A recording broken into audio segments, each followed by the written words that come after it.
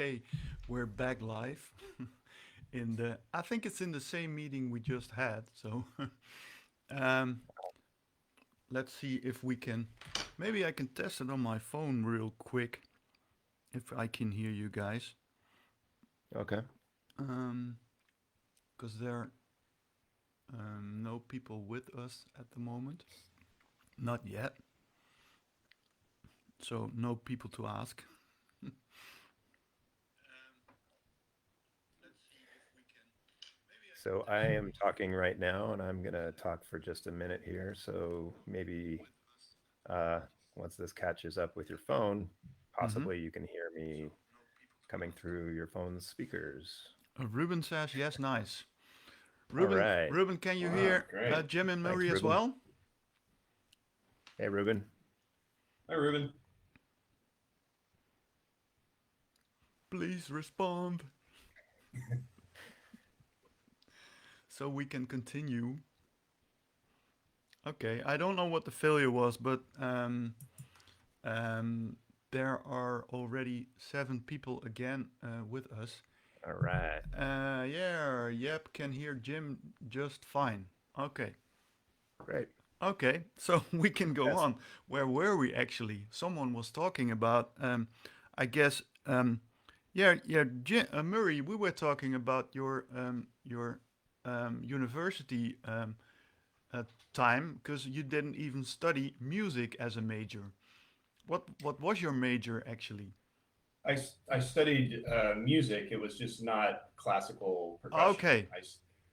I was in sort of a loose jazz major program Mm-hmm. with a with an emphasis in world musics, which in hindsight, even though I didn't graduate, was a really great time in my life because I learned a lot about music from some different cultures that I probably would not have been exposed to.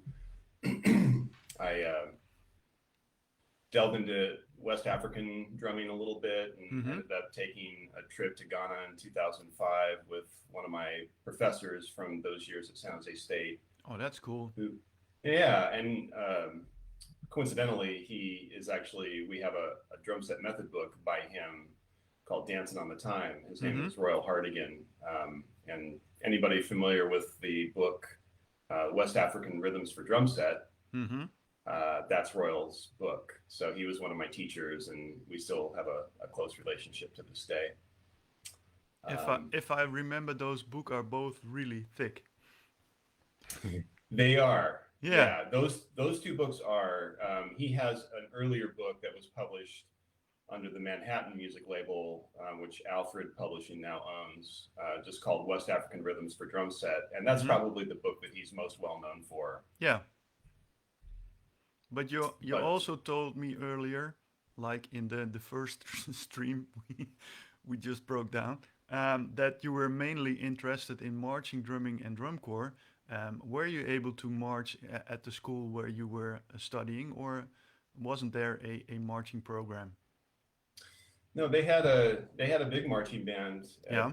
San Jose State University, which is where I went to school, and that's also where Jim went to school. And Jim was in the marching band, but I had enough of that with the Santa Clara Vanguard, which Mm-hmm. is that was kind of my whole focus while I was there. It was why I moved to Santa Clara from Southern California, um, and it's why I wound up going to San Jose State, just because it was the closest California State University school to the drum corps. Mm-hmm. Um, but I felt like I didn't need any more marching than just that. That was Yeah. enough. So yeah, I didn't actually participate in the marching band. And as I was explaining earlier, before we restarted the meeting,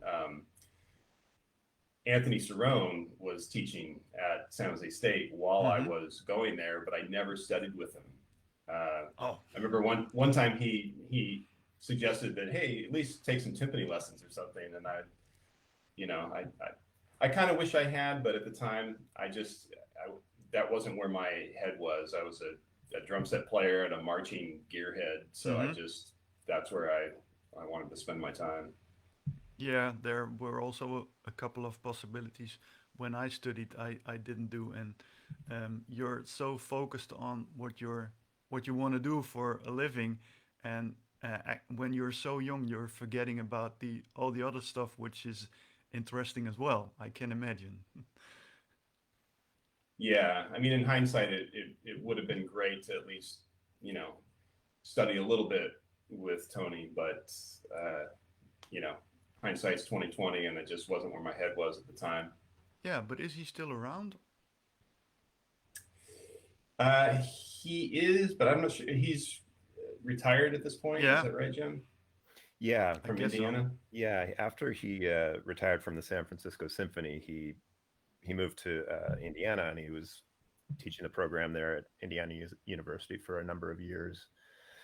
I think retired from there and then moved back to the West Coast, where I believe he still lives. I think he might be in Los Gatos or something like that. Yeah, he But wrote a Oh, couple of pretty amazing books. yeah, yeah, he's Yeah, really famous for Portraits in Rhythm and yeah. a number I of think other things. I But think that's the he was at most Basic the last most year. I remember famous one. seeing him. He was He at looks great. Basic. Okay, Yeah.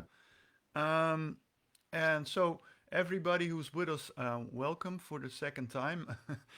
We just started chatting, and if there's someone who wants to ask a question to Jim or Murray, just go ahead and ask your questions in the chat. I will ask them for you, and um, ah, that's a cool feature of being live on Facebook. And if you want to ask your question in another language than English, I see there are a couple of German friends online already. And if you want to ask your question in Dutch, no problem. I'll try to translate and ask your question to these guys. We've been talking briefly about your education, Murray, and I understood then when you were studying at the university, you were playing at the Santa Clara Vanguard already in those times, yes, that's right. and that's actually also a place where you were working a lot together, but later on as writers and teachers. But Jim, I was trying to find out where you were studying, but I actually couldn't find anything about that. Hmm. Can you help us a little bit? Sure. But because Um, you are from original from Oregon, or are you raised somewhere no, else?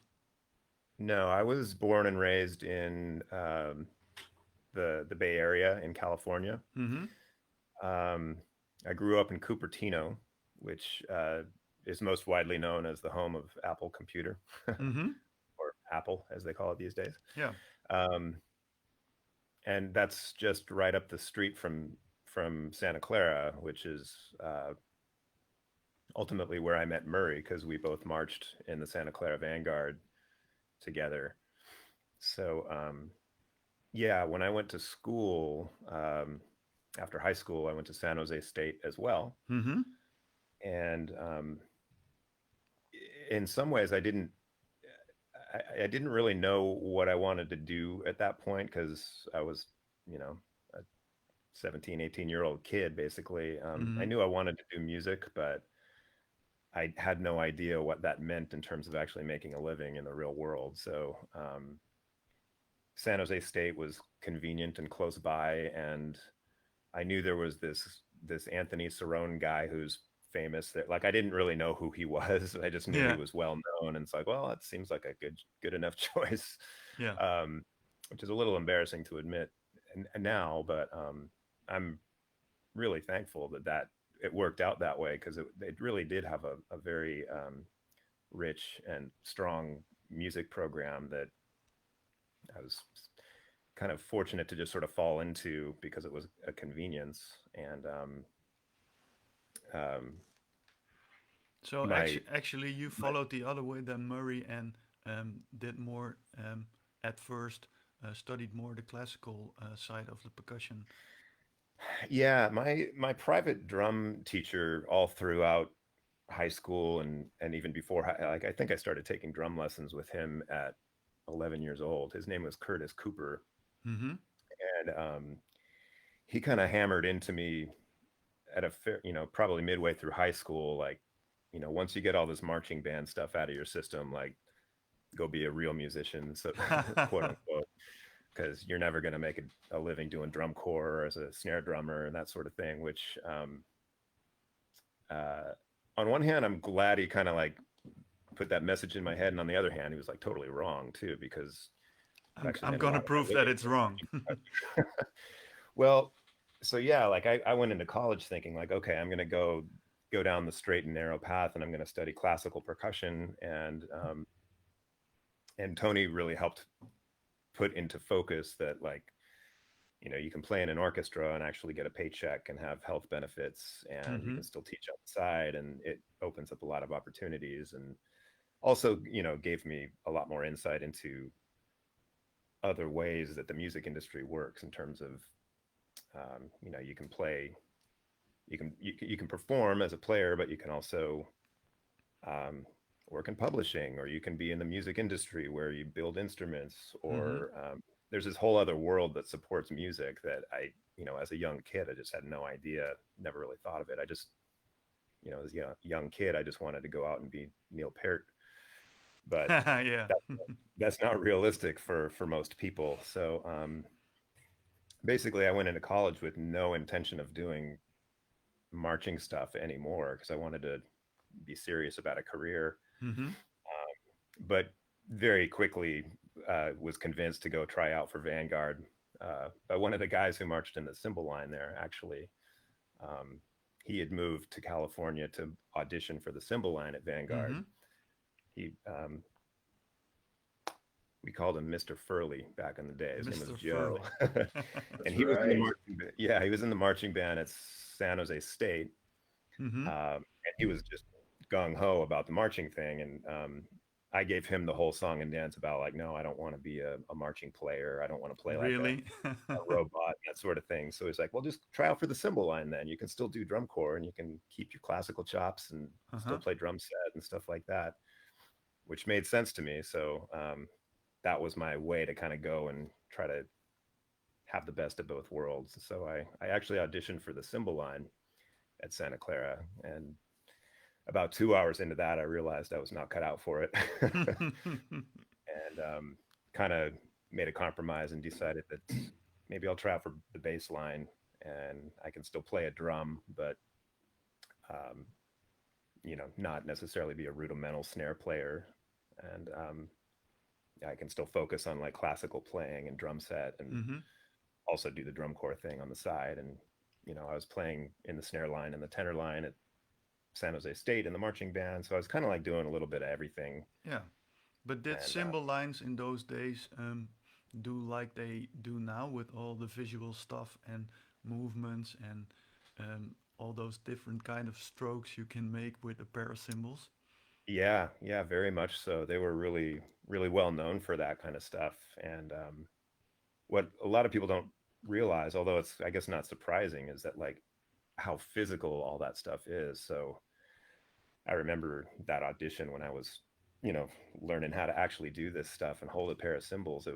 It wasn't so much about the actual playing of the instrument. It was more about the just the physical nature of keeping these things held up Hmm. without your arms falling off. And I was so sore the day after that. Yeah, It was like the heaviest workout I think I'd ever had at the point. So I I just can realized that imagine. no way. And did they like had like marching models in those days as well, or did you got to march with those heavy symphonic um, cymbals?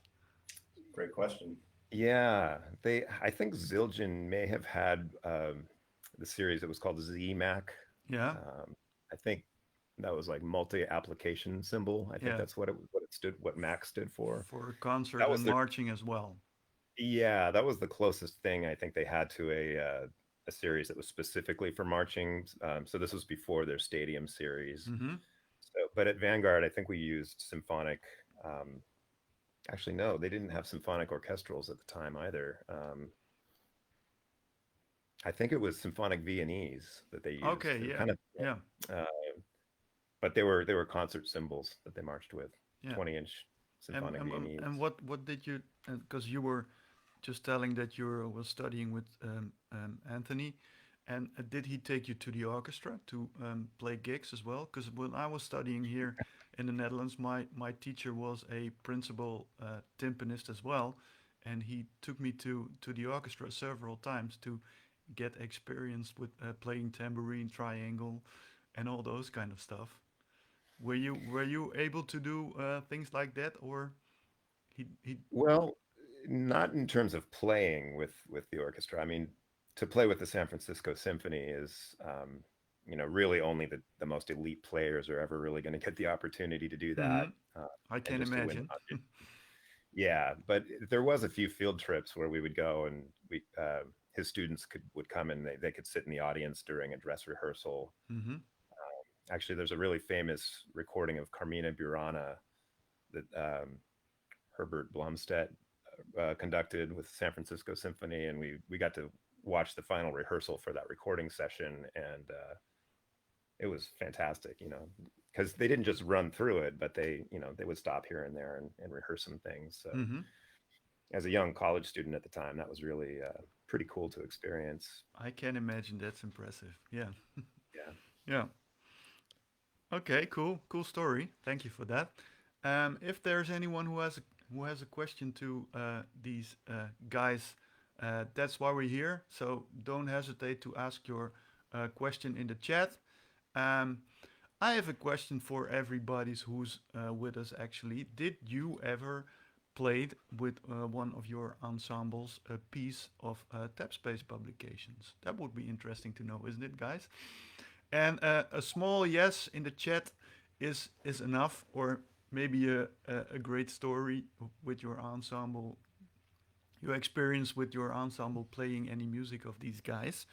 Um, Murray, I read in your bio that actually all your the marching things you were wrote are very drum set oriented, and that's I think that's correct when you're listening to the grooves and the cadences you've written. Um, are you actually always starting behind the drum set composing, or are you starting composing from a different kind of view, or with a snare lick, or with a tenor lick? How does it Um, start? well, certainly sometimes it starts with a lick, you Yeah. know. The first cadence that I wrote that we got to play in Vanguard called Electric Wheelchair was written around some tenor licks that I just like to play and put in one of my I&E tenor solos, and just kind of a bunch of stuff that I built a cadence around. Mm-hmm. But as far as the drum set angle, I don't compose, like I don't think I've ever sat down on the drums to write something for the marching battery, but I've actually done it the other way around. I've applied some marching battery stuff to the kit. I've Yeah. tried to find interesting ways to work on techniques, but yeah, from a compositional standpoint, I think it's just the way I tend to hear things. Um, I've just been fascinated with drum set playing and good players for as long as I can remember being interested in drums. Mm-hmm. Um, like from the first time that I heard Steve Gadd play Asia, the Steely Dan Mm-hmm. track where he has the famous one take solo. Um, those types of players and Weckl and some of the big players in the 80s when I was coming up, and Neil Peart also, he was Yeah. brought up earlier, for sure, Neil Peart. But yeah, I think it's just the way I tend to hear things from a groove sensibility, maybe, as opposed to just thinking strictly licks. And even I think even if I would start, if the genius of an idea would be a single lick, I would still try to find a way to put it into a groove Mm-hmm. context. Yeah. And I think also it's just what you listen to factors in a lot. So Yeah. Of I was course. Yeah. listening, yeah, I was listening to a lot of jazz and a lot of progressive stuff, and even some heavy metal and all different kinds of music. And I've always liked orchestral music too, so I would listen to a lot of that. But I feel like that informs the writing more than anything else, if that makes any sense.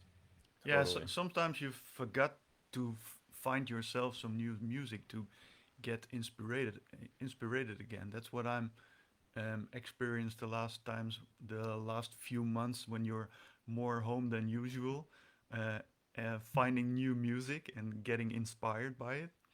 I think that's the big plus of the lockdown we have, Absolutely. COVID.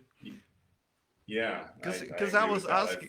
I was asking this about your drum set because when you see Roger Carter warming up with the drum line, he's always behind the kit.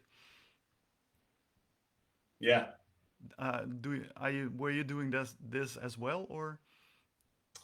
uh, I had done a little bit of that. The last year I taught Vanguard was 2010, um, and maybe as far back as 2004, uh, or maybe it was later. It's a little bit fuzzy at this Mm-hmm. point, but Doesn't matter.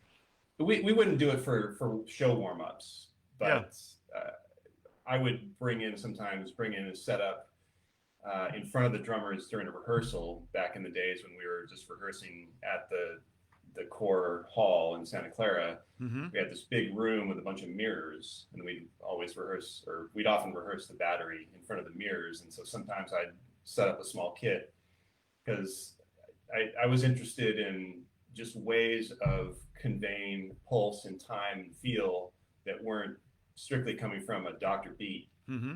which just used to drive me insane Yeah, me for too. because of how loud and honestly, Dr. Beat it's a necessary tool, but it's not always going to um, it's not always going to create a mature sense of time in a player. It's more like your mom complaining that you haven't cleaned your room for 6 days. Like clean your room, clean your Yeah, room, clean your room, clean your yeah, room. Just yeah. monotonous and relentless. So yeah, as a way of experimenting with delivering tempo and a feel and all of that, I would sometimes use like creative cowbell patterns or a drum set and things like that, just to kind of break up a monotonous rehearsal and make it fun for everybody, or try to make it fun for everybody. Yeah.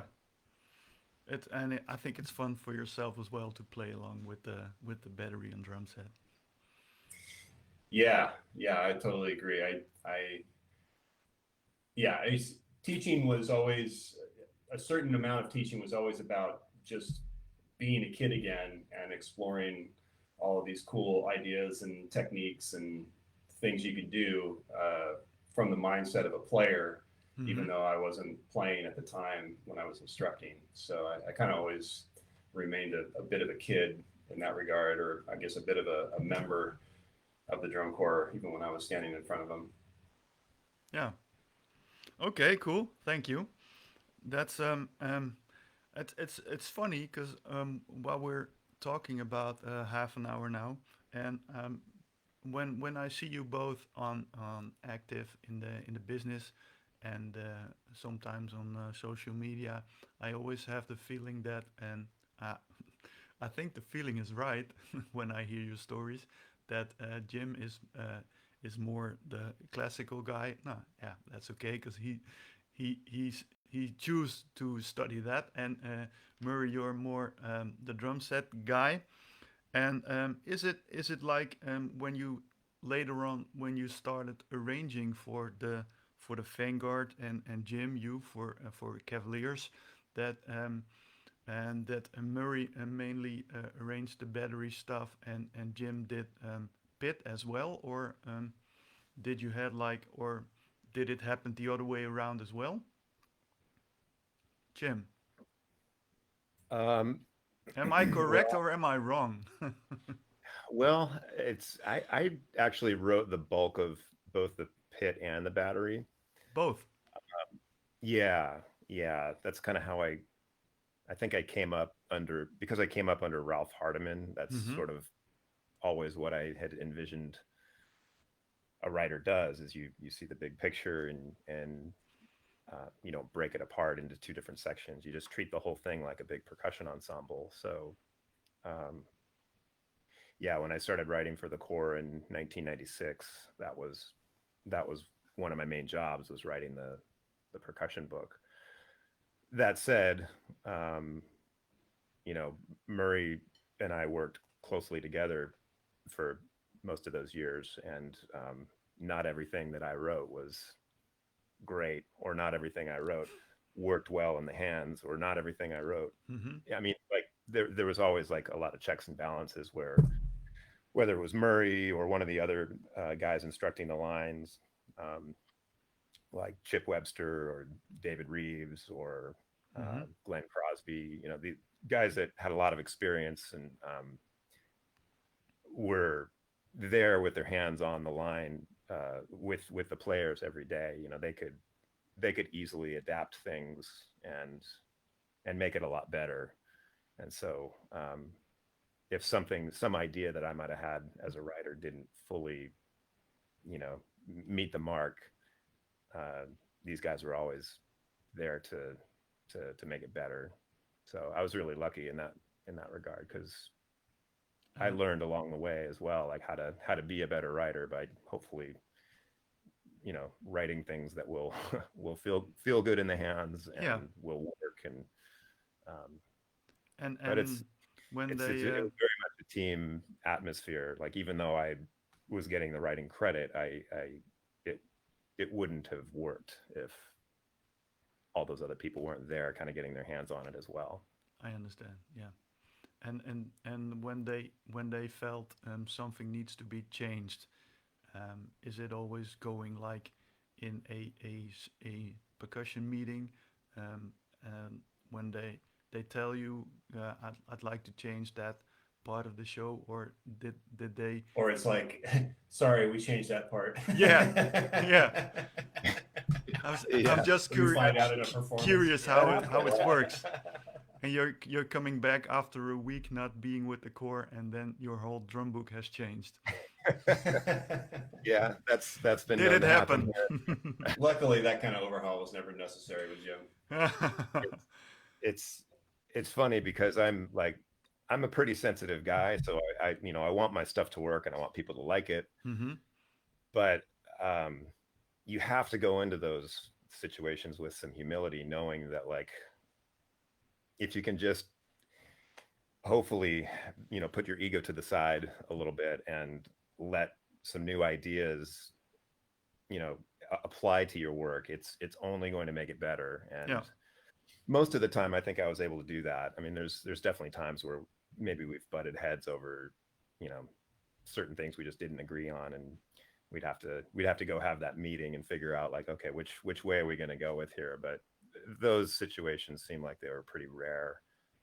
Um, so yeah, most of the time, especially after having some experience and years working together, like I know that if something I wrote didn't work, we don't have to have a committee meeting to figure out what's sticking to switch to. It's like, just Yeah, of just course, but make it work, yeah, it'll be fine. yeah, okay, that's So great.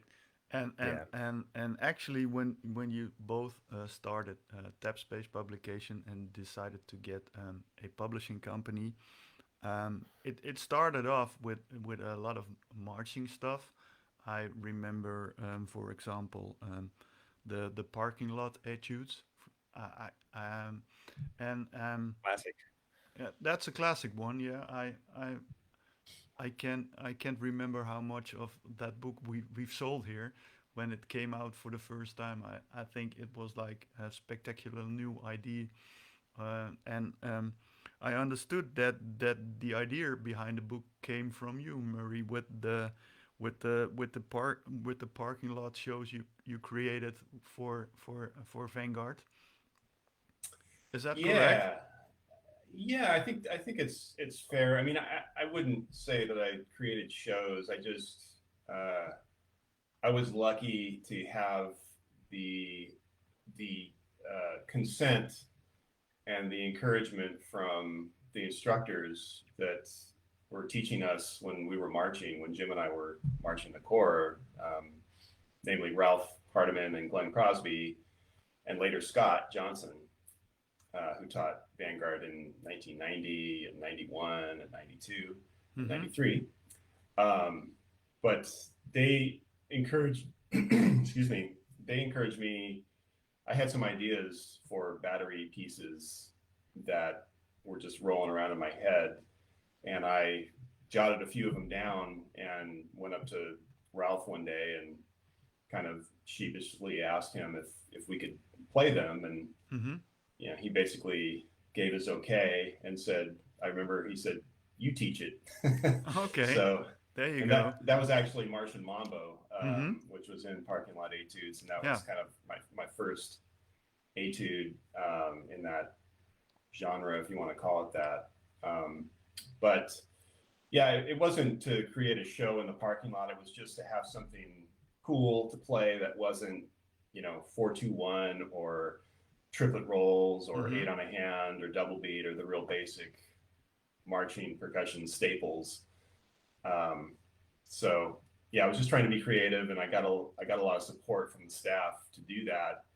And as a result, I kept writing. And so I really credit Ralph and Glenn and Scott with just empowering, that part of me to go and create stuff.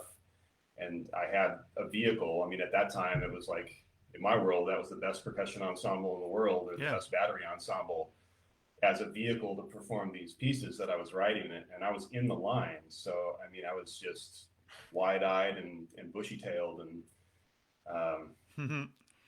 and it wasn't thinking about, selling it down the road or any of those things. It was just like, oh, this is so great. We get to play this stuff. And yeah, that's kind of where all that started. That's cool when such a guy gives you the opportunity to play your stuff with a drum line like that. Yeah, that it was really, it in hindsight, it's just, it's so much a part of like what happened with me after those years was because of that. And because, especially Ralph was just gracious enough to encourage a kid in the corps Mm-hmm. to write and compose, and and was able to showcase it in front of audiences and stuff, and it was really cool. So big And credits to Ralph.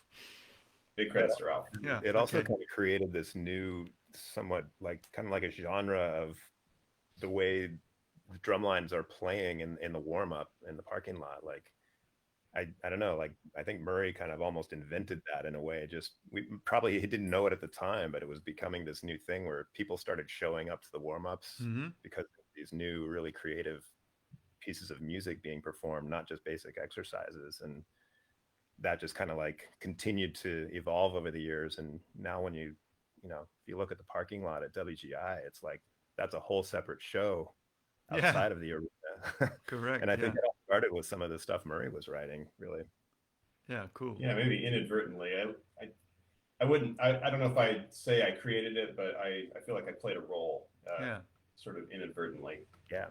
I should tell this. Walter Powell is with us, and he says Martian Mambo was a heck a way to start your writing with a bang.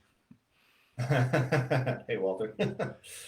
And Yeah, Walter was in the snare line in yeah, 90 and 91. Up, And, Walter. we taught together as well. Danny Raymond is with us as well, by the Hey, way. Danny. Danny. And I got some comments from people who were saying Barry McWhorter. He's playing many tap space pieces with his ensembles, and Tim Jefferson say yes. And Tone. Hey, Barry. I know Barry. Okay, cool. And Tone from the Netherlands, he played a piece from Chet Heine a couple of years ago. Undisclosed. Is that the title? Awesome. Yeah. Yeah, yeah. Okay. Yeah. So far the Yeah. comments from our viewers. So if you have Yeah. any questions for Jim and Murray, please go ahead and ask your question. And then after all this, actually Tap Space started as in my opinion, as a marching percussion publishing company, and then um, in the long way, you've changed a bit. Although that's the feeling I have, you changed a bit more towards concert percussion ensemble stuff, and I think that has to do with your age and what you're expecting from the future where you can earn some money with. But how did it happen? The let's say the transition to more concert oriented materials. Jim. Um, Most of what we did with Tap Space when we were first starting out was just kind of accidental. You know, Accidental, yeah. yeah, we didn't really have a business plan at all. We at the time, Murray and I were teaching drum corps, and we were roommates as well, living in San Jose. Mm-hmm. Um, just one day decided like, hey, let's start a publishing company. You know, Murray was getting lots of requests for things like Martian Mambo, Electric Wheelchair. People would just sort of email him out of the blue asking if they could get the sheet music, and Can we I'd get play it? similar requests for like, hey, could you send me the snare part for the Vanguard opener or something like that. Mm-hmm.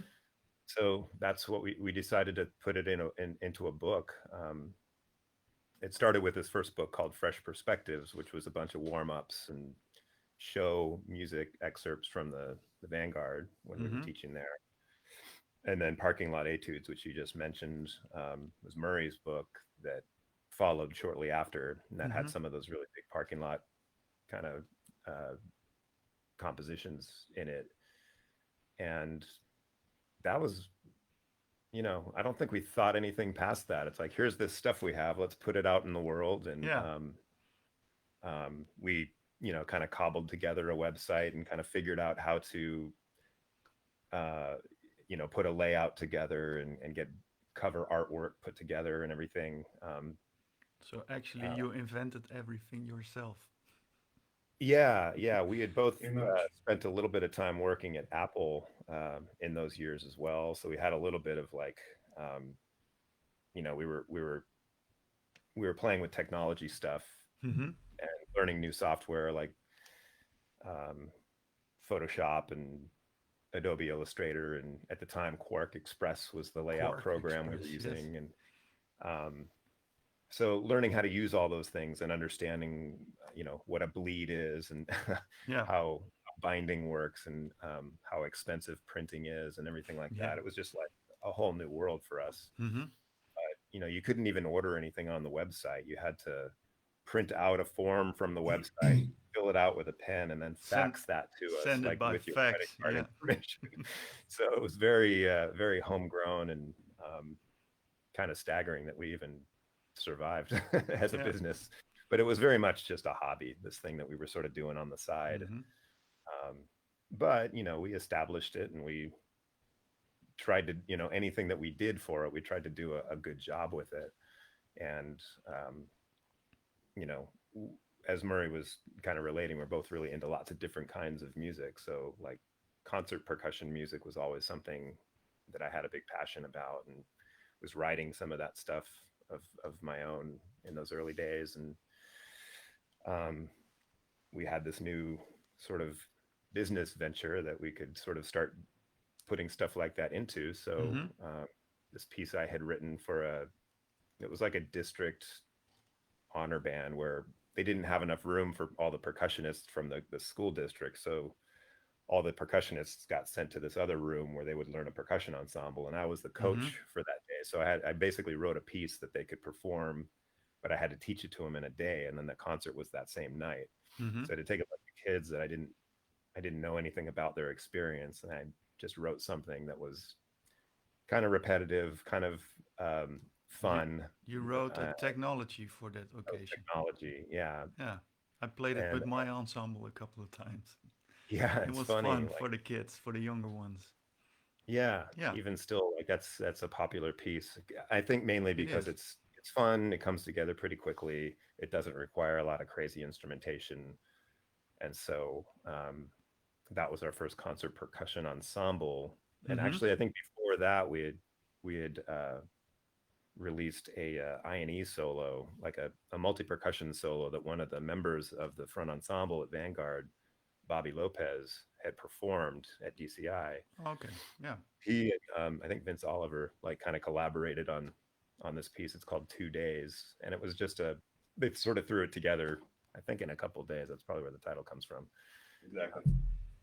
So but it was like a really cool piece, and we're like, hey, would you like to publish that? So we engraved it and put it out there. And so we just kind of like started putting things out that we were either writing for these little off side projects or things that the people were arranging for the INE thing for DCI. Like Mm-hmm. Jim Ancona had a bunch of arrangements that he was writing for the front ensemble at the time. And yeah, just stuff that we were involved with that still kind of applied to percussion, whether it was marching or had a more of a concert bent to it. So, and that evolved to like doing a big batch of music 4 times in a year currently. Yeah, So yeah. I mean, that's a great progression. And is there a business plan in the meantime, Murray? Business plan? What's that? Because I remember I started like the same way. I wrote some great people pieces, and people wanted to play it, and didn't even think about a business plan. But the last couple of years, I'm starting to think about it way more. Yeah, I would say we're in the same boat. Yeah. We flew by the seat of our pants for a long, long time. And somewhere in the early 2000s, we decided to get a little bit more serious about it. And, to kind of dovetail off what Jim was talking about, we had a lot of concert percussion pieces in the catalog that were really neat and sounded great, but they were advanced. They were very difficult. They called for, extended range instruments and some exotic instruments. And Mm-hmm. it became clear that a lot of our customers, we were slowly building our customer base. They weren't able to use a lot of that stuff because they taught middle school or they taught high school, and Mm-hmm.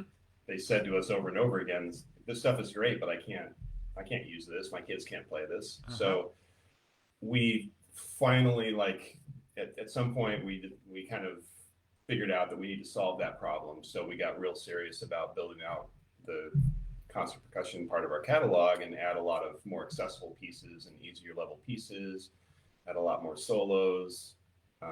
So we've been hard at work on that for, I want to say at least 15 years, 12 to 15 years, where just really trying to focus in on the concert percussion angle of what we do and build that out. And it's great. Now we have hundreds of pieces in there. There's a whole bunch of variety, and yeah, it feels good to have a little something for everybody now.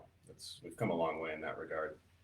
Cool. and we're also not trying to discount the marching roots that we come from either, because we're still putting out marching stuff from Mm-hmm. time to time. It's just Yeah. not quite as regular as maybe when we were as involved in that program. But like some of Roger Carter's really popular pieces do very well. And actually, Murray's got a new book that's going to be coming out any day now called First Principles. Show it. Show it. It looks like that. Yeah, Cool. it's fantastic. Um, And so- First principles for marching battery. when Yeah. can we expect a new book, Murray? We should be crossing the finish line really soon, like maybe the next week or two Okay, so before Christmas. before Christmas. Mhm. Okay, cool. Yeah. That's cool. The thing that I was wondering about, what's your role in the business? Are you because you're both the founders of Tap Space Publications. How is it going nowadays? Are you guys more the managers, or are you working hard on music engraving as well, or are you answering emails from mad customers the whole day, or and does Murray has another role in the company than Jim? How does it work at Tap Space? Good uh, question. yeah, I think we're always trying to figure that out. It's the nice thing about working well, like Murray and I are friends. Yeah. We started out as friends and old drum corps colleagues, but there's also a lot of I think mutual respect between the two of us. So it comes with a lot of trust. Like I think we both are capable of doing pretty much anything that the other one does, and Mm-hmm. and vice versa. We can trade off pretty regularly without a whole lot of interruption. Um, Granted, there are things that Murray is definitely better suited for than I am, and Okay. there's Yeah. probably things that I'm better suited for than Murray is, and we try to play to our strengths when we can, because it's faster and it's just better when we can do that. So Yeah, I was like going to say we've not to cut you off, but we've over the years we've learned to try to figure out where we're best. You Mm-hmm. know, like if, because the company, the business can move faster if if I'm doing what I'm best at and Jim's Yeah. doing what he's Of best course. at, and we Yeah. can kind of divide and conquer that way. And so we've learned a lot about that sort of thing. Okay. But I think it's also hard being friends, running a business together. Sure. I mean, Or there's times where we don't agree on stuff, but yeah.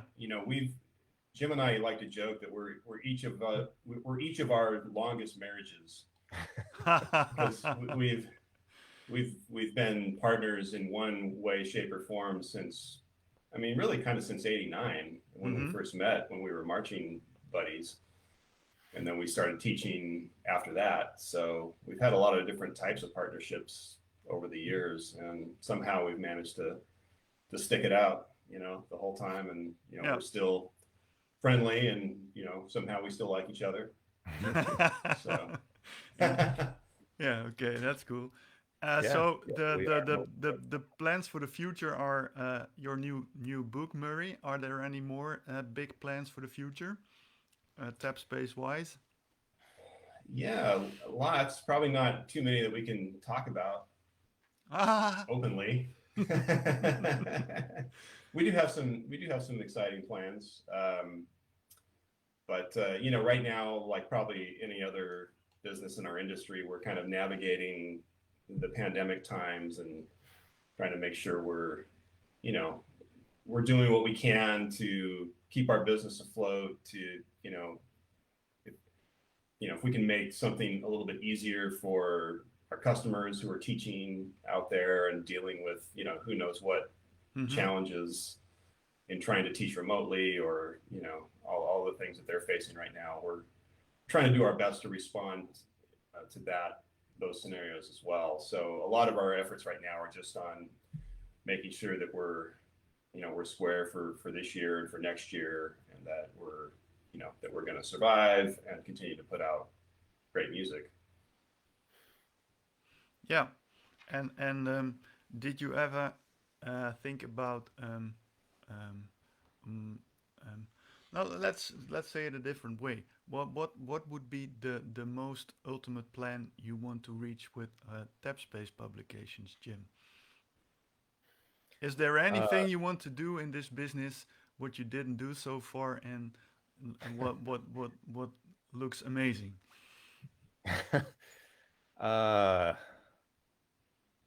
it would be nice to get to the point where it just kind of like ran itself, and I could just kind of sit back and just watch it all function by itself, and Uh huh. it was profitable, and I didn't have to travel every winter, and this is pie in the sky thinking, so But you it's never still gonna have to write a couple of tunes, good tunes, so now and then.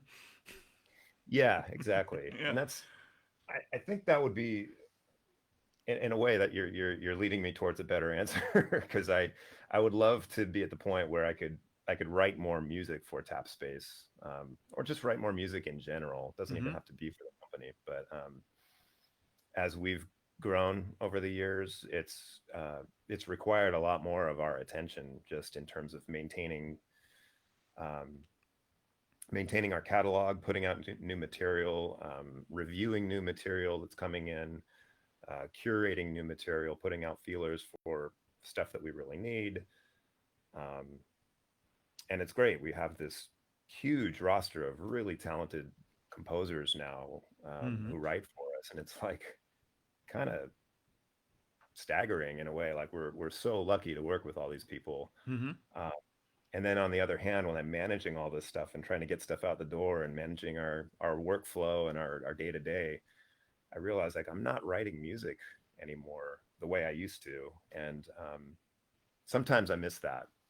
I think that's Uh, the hardest part because you started the company as a creative thing from yourself, and you need to manage so much because that's what I'm um, yeah having like the same. Sometimes you want to write something new or listen to some new music to get inspired, and the most of the time the business is consuming your spare time.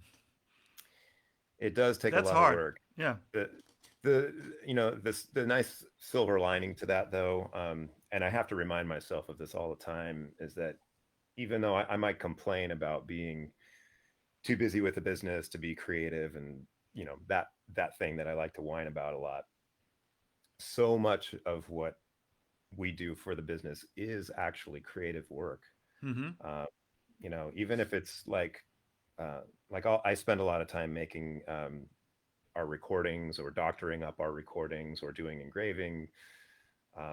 Murray does as well, or like Murray puts these like crazy fantastic spreadsheets together, which doesn't sound very sexy, but it's like super creative work that's Uh-huh. like it's fulfilling in a slightly different way. It's not necessarily always like writing a new piece of music, but so much of what we do is creative, even if it's just making a new sign for our booth at PASIC or something like that. there's Yeah. there's creativity that goes with that. And if if I can center myself around that mindset, I can quickly walk away from the ledge and realize like I'm very lucky to have this outlet to put stuff out into the world, even if it's not my own music.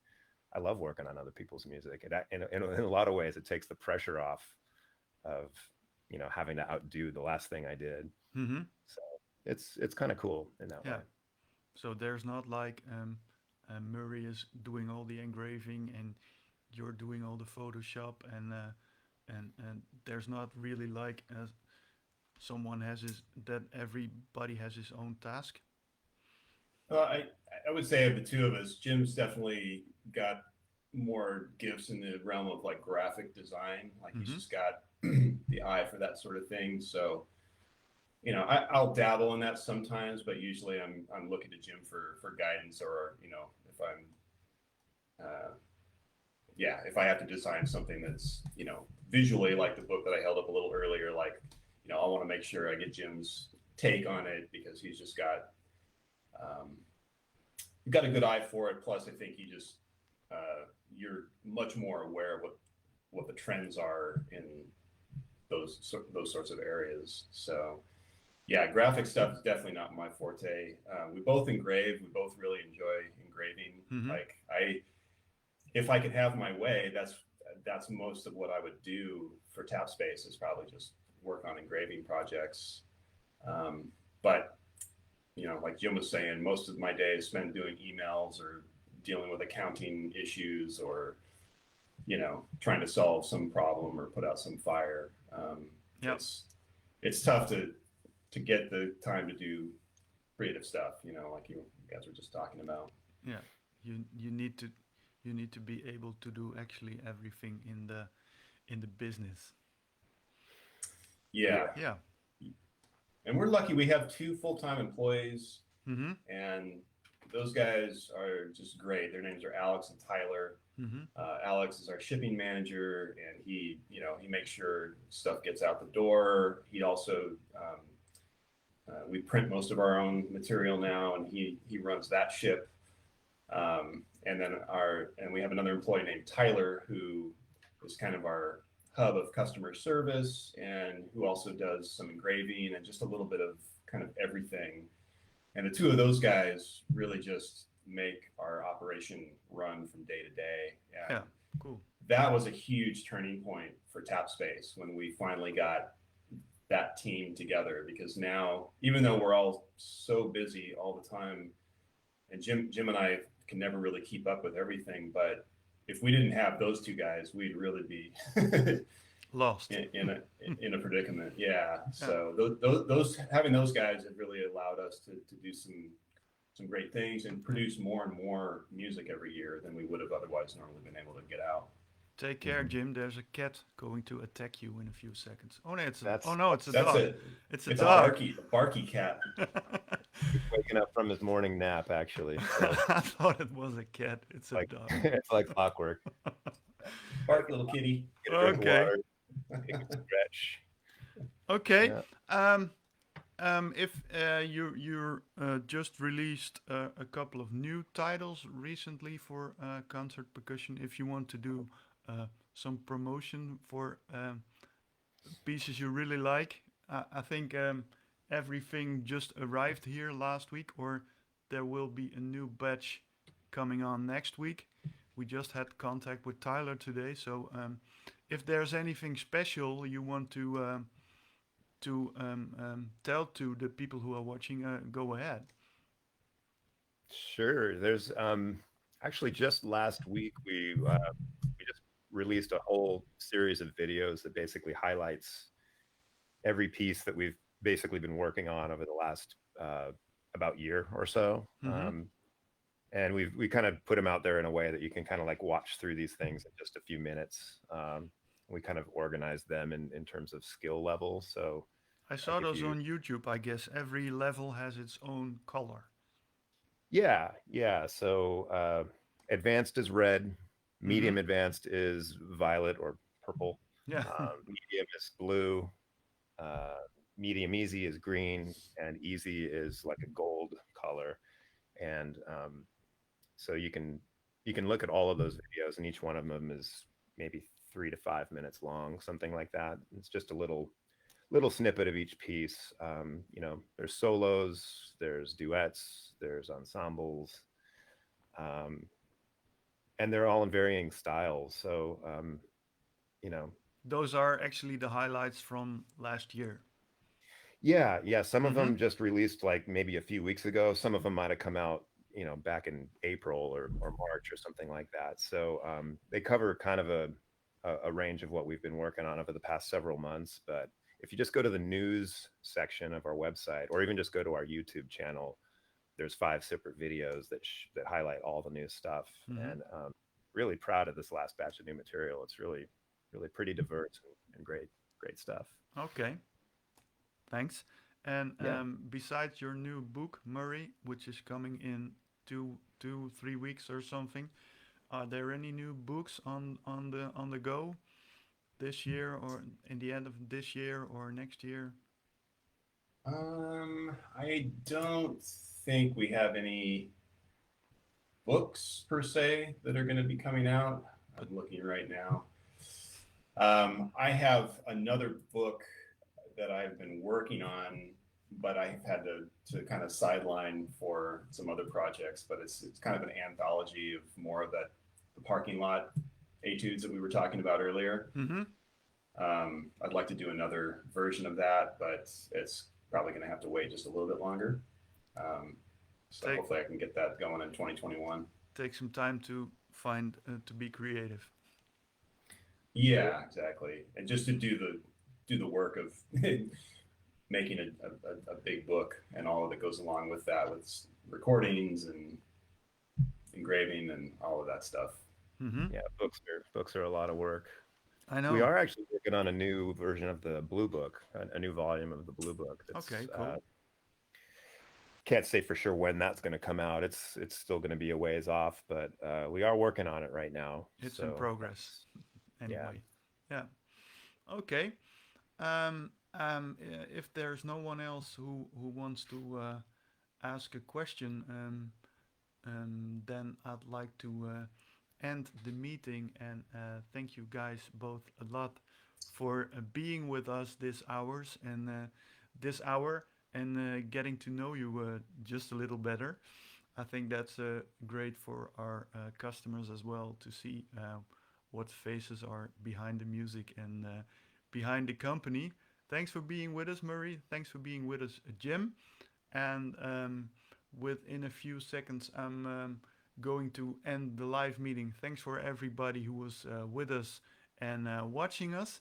And we'll hope to see you in another Meet the Artist and His Work. Man. And bye bye. and see you next time. And thanks for your attention. And Jim and Murray, please stay with me just a couple of more seconds. Hey, Okay, thank you, Dirk Jan. bye bye everybody, and have a great weekend.